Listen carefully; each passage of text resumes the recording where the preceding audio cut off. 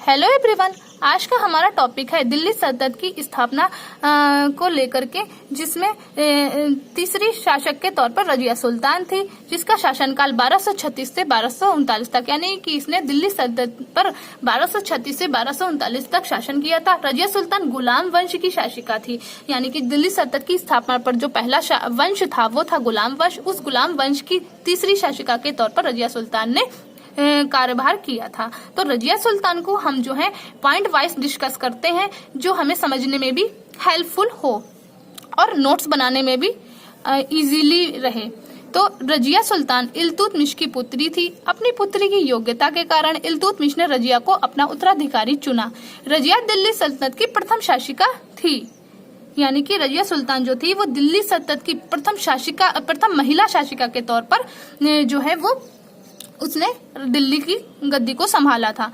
दूसरे पॉइंट पे अगर हम बात करें तो इल्तुतमिश की मृत्यु के बाद सल्तनत के अमीरों ने रजिया को सुल्तान न बनाकर रुकनुद्दीन फिरोज शाह को शासक बनाया था, जो एक अत्यंत भोग विलासी प्रवृत्ति का शासक था। यानी कि इल्तुतमिश की जब मृत्यु हो गई थी तो उस टाइम पीरियड में जो दिल्ली के अमीर तुर्क कुलीन सरदार थे वो रजिया को सुल्तान बनाने के पक्ष में नहीं थे, क्योंकि उनका मानना ये था कि एक महिला शासिका होना दिल्ली सल्तनत के लिए अच्छा नहीं होगा। तो उन्होंने क्या किया, जो तुर्क अमीर लोग थे उन लोगों ने रुकनुद्दीन फिरोज शाह को एक शासक बनाया। लेकिन रुकनुद्दीन फिरोज शाह जो दिल्ली की गद्दी पर बैठा, लेकिन एक अच्छा प्रतिभाशाली शासक के तौर पर नहीं उभर पाया। उसने मतलब ऐसे कोई भी कार्य नहीं किए थे जिन कार्यों से दिल्ली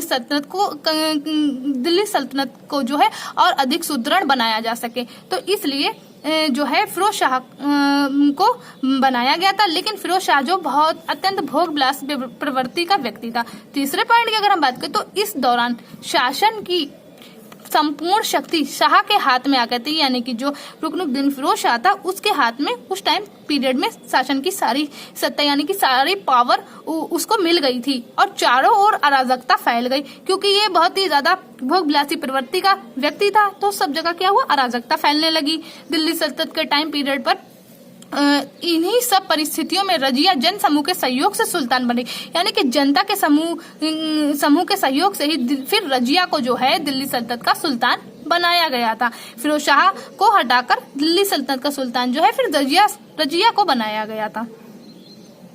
फिर हम बात करते हैं रजिया की। तो रजिया ने पर्दा त्याग कर कुब्बा ए कुल्हा पहनकर शासन किया, यानी कि उस टाइम पीरियड में जो है पर्दा प्रथा का मतलब पर्दा प्रथा जो थी वो काफी प्रचलन में थी। तो रजिया ने क्या किया, पर्दा का त्याग कर कुब्बा ए कुल्हा पहनकर शासन किया।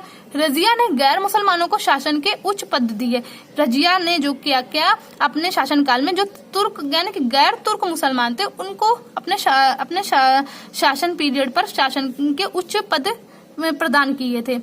6 पॉइंट की अगर हम तो अबिसिनियाई दास जमालुद्दीन याकूत को रजिया ने अमीर याखूर का पद दिया। रजिया के शासनकाल में भटिंडा का इक्तेदार अल्तुनिया ने विद्रोह किया, लेकिन बाद में रजिया ने अल्तुनिया से विवाह कर लिया।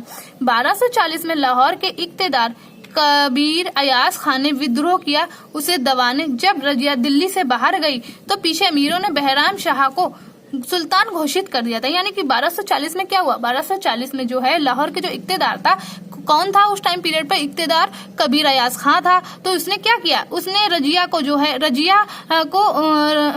है शासक बनाने का विरोध किया था। तो उसने फिर क्या किया, जब रजिया लाहौर चली गई थी तो उस टाइम पीरियड में जो है इसने पीछे से क्या किया, बहराम शाह को सुल्तान घोषित कर दिया था कबीर अयाज खान ने। 8 पॉइंट की बात करें तो जब रजिया दिल्ली वापस लौट रही थी तो उसे रास्ते में कैथल हरियाणा के पास डाकुओं ने रजिया की हत्या कर दी। यानी कि फिर रजिया की मृत्यु जो है जब हरियाणा के पास डाकुओं के द्वारा इसकी हत्या कर दी गई थी। इस तरीके से इसने शासनकाल का इसका टाइम पीरियड खत्म हो गया। एल्फिंटन के अनुसार रजिया स्त्री ना होती तो उसका नाम भारत के महान शासकों में शामिल होता।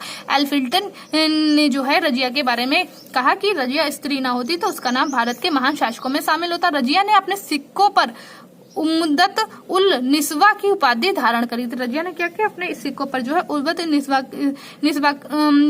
जो है वो खुदवाया था। आज की वीडियो में इतना ही। आज की वीडियो में हमने डिस्कस किया रजिया सुल्तान के बारे में कि रजिया सुल्तान कौन थी और किस वंश की शासिका थी, इसका शासनकाल कब से कब तक रहा और इसके शासनकाल में क्या क्या जो है कार्य किए गए थे। नेक्स्ट वीडियो हमारी गयासुद्दीन बलबल को लेकर के हम डिस्कस करेंगे। अगर आप मेरे चैनल पर न्यू हैं तो मेरे चैनल को लाइक, सब्सक्राइब एंड शेयर जरूर करें।